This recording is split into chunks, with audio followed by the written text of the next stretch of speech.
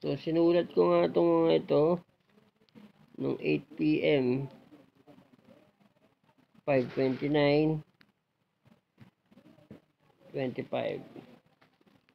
So, ang susunod natin tatalakayin, Lucas 4:14-15. Maiksi lang to. Ang pagsimula ng gawain ni Jesus sa Galilea. Bumalik sa Galilea si Jesus. Taglay ang Espiritu Santo. Napabalita sa mga karatig bayan ang tungkol sa kanya. Nagturo siya sa kanilang mga sinagoga at hinangaan siya ng lahat. So, napaka-importante talaga pag nagtuturo ka na taglay mo ang Espiritu Santo, no? Ito. Basahin na natin yung buong aklat, no? Lucas 4:14 hanggang 15.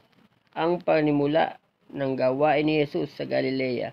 Bumalik sa Galilea si Jesus, taglay ang kapangyarihan ng Espiritu Santo.